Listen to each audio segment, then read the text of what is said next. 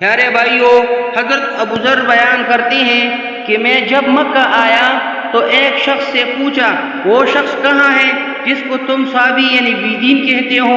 اس نے میرے طرف اشارہ کیا اور کہا، یہ صحابی ہے۔ جب تو صحابی کا پوچھتا ہے، یہ سن کر تمام وادی والوں نے ڈھیلی اور ہڈیاں لے کر مجھ پر حملہ کر دیا، یہاں تک کہ میں بے ہوش ہو کر گر پڑا۔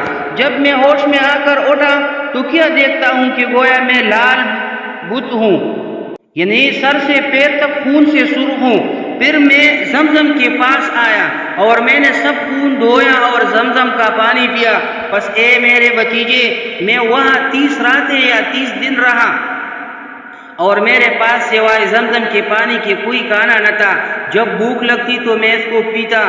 پھر میں موٹا ہو گیا یہاں تک کہ میرے پیٹ کے بٹے موٹاپے سے جھک گئے اور میں نے اپنے کلیجہ میں بھوک کی ناتوانی نہیں پائی۔ رسول اللہ صلی اللہ علیہ وسلم تشریف لائے، یہاں تک کہ حجر اسود کو بوسہ دیا اور اپنے ساتھی کے ساتھ طواف کیا اور نماز پڑھی۔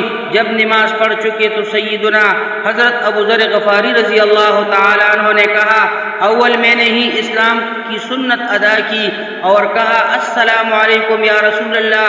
آپ صلی اللہ علیہ وسلم نے فرمایا، وعلیک ورحمۃ اللہ۔ پھر پوچھا، تو کون ہے؟ میں نے کہا، قبیلہ غفار کا ایک شخص ہوں۔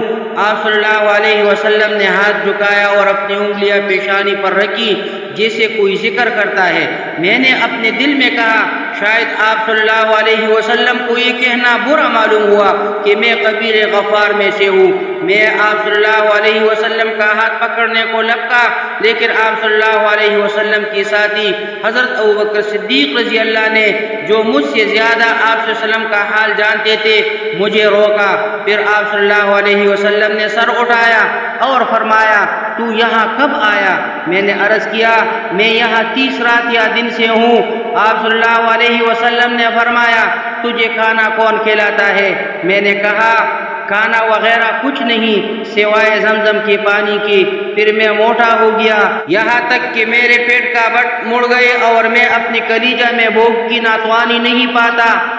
آپ صلی اللہ علیہ وسلم نے فرمایا، انہا مبارکۃ، انہا طعام طعم، زمزم کا پانی برکت والا ہے اور وہ کھانا بھی ہے اور کھانے کی طرح پیٹ بھر دیتا ہے۔ صحیح مسلم 2473۔ پیارے بھائیوں، امام ابن قیم رحمہ اللہ فرماتے ہیں، وَأَخْبِرْنِي أَنَّهُ رُبَمَا بَقِيَ عَلَيْهِ 40 يَوْمًا وَكَانَ لَهُ قُوَّةً يُجَامِعُ بِهَا أَهْلَهُ وَيَصُومُ وَيَطُوفُ مِرَارًا۔ مجھے ایک شخص نے خبر دی کہ کبھی کبھی وہ 40 دن تک ابھی زمزم پر گزارا کرتا تھا، پھر بھی اس میں اتنی طاقت ہوتی کہ وہ بیوی سے ہم بستری کرتا، روزے رکھتا اور کئی مرتبہ طواف کرتا۔ زاد المعاد صفحہ نمبر 319 جلد نمبر 4 میں درج ہے۔ پیارے بھائیوں، حضرت جابر رضی اللہ تعالیٰ عنہ سے روایت ہے کہ رسول اللہ صلی اللہ علیہ وسلم نے طواف کیا، ثم ذهب الى زمزم فشرب منها وصب على رأسه، پھر آپ زمزم کی طرف گئے، اس سے پیا اور اپنی سر پر ڈالا۔ مسند احمد 15243 نمبر حدیث ہے۔